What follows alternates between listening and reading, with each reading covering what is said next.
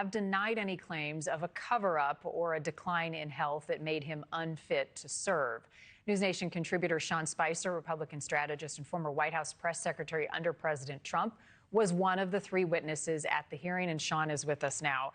Thank you. It was interesting to watch. It was unfortunate Democrats weren't there to participate in the discussion more than they were. You worked, however, in the Trump administration, not for Biden. So why do you believe you were called to testify, and why did you agree to do it?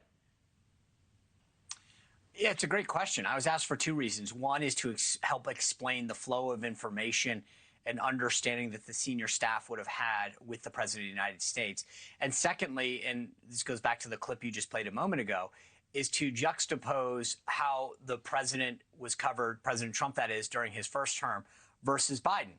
And I laid out for the committee 5 or 6 examples of where CNN, the Washington Post, NBC wrote stories without evidence claiming concerns about President Trump's mental and physical fitness for office. And yet those same outlets, as I mentioned in that clip, refused to acknowledge what the American people saw with their own eyes during the Biden administration. So what next time? What lessons can the media, can the next administration or the current one learn from what we have seen play out in the last 4 years?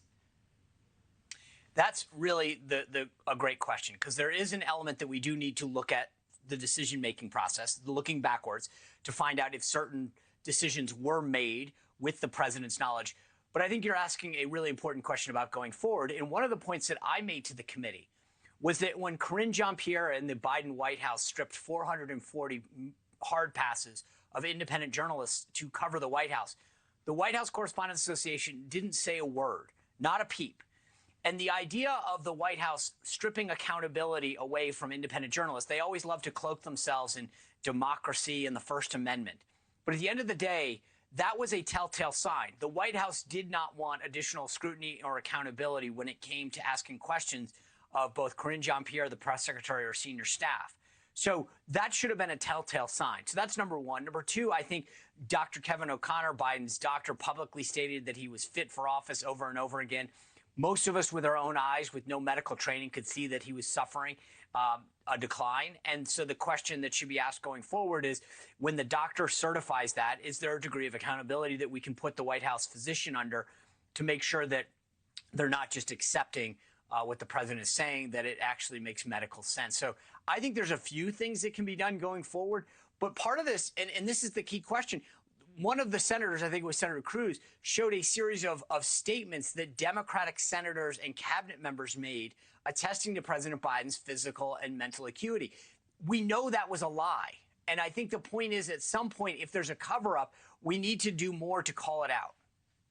So not just as a witness, Sean, but as an observer of the hearing and the questions that were asked, what do you believe future hearings on this will look like? And do you foresee more Democratic involvement, or will they continue to hit a wall in trying to understand what was going on and how things are being communicated? Yeah, I'll answer the second one first, because the hearing's over now. But I got prepared for this like I do for a lot of things. Like I murder boarded it. I thought, okay, what's Senator Durbin going to ask? What's Senator Schiff going to ask? And how am I going to respond? The idea that they ceded the ground on this hearing shows that they either accept the premise that Biden wasn't there, or they didn't want it to. It was an embarrassment for Democrats, to be honest with you. All of their staff walked out as well. And my point is that if you're a Democrat and you actually make an argument either supporting President Biden or going after President Trump, you're in a very dark place as a party. So I think that, coupled with the issues the DNC's having, show that there's a big problem with where Democrats are as a party right now. And secondly, one of the things that really came out of this hearing, and I believe next week, the House is going to have a hearing with Biden staffers, is we established the proper paper trail. So when a president of the United States makes a decision, there's generally a decision memo that goes up through the staff secretary. So it'll say, Mr. President, here are the people who have met that are recommending this policy, this personnel, this pardon, whatever it is. Here are the arguments in favor of it. Here are some of the issues that we think might come of it. And then the president gets a decision memo, so they can either concur, decline, concur with comments, decline with comments, basically sometimes sending it back and saying, hey, I'm with it, but you guys need to clean this up or whatever. There should be a paper trail. And I think that we need to understand from Biden's staff where is the paper trail to prove that the president of the United States actually signed off on several of these laws, these executive orders, these pardons that prove that he actually knew what he was doing and that staff wasn't running the country and making decisions in lieu of him? Whose job, Sean, is it to keep that paper trail? The staff secretary. So the job of the staff secretary in the White House is to manage the flow of paper in the decision-making process in the White House to make sure that it's archived in accordance with the Presidential Records Act. So every piece of paper that the president touches is supposed to be archived so that there's a record that, he looked at this article, he saw this piece of paper, this memo came forward. But with respect to actual decisions, a decision memo is supposed to flow up to him where the president makes a decision and literally checks a box saying, concur. I agree with this decision, or I decline to endorse it.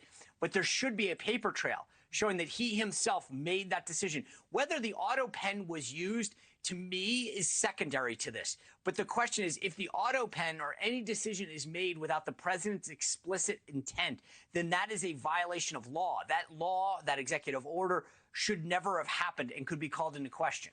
All right. Appreciate the explanation of the process. As always, Sean, good to see you.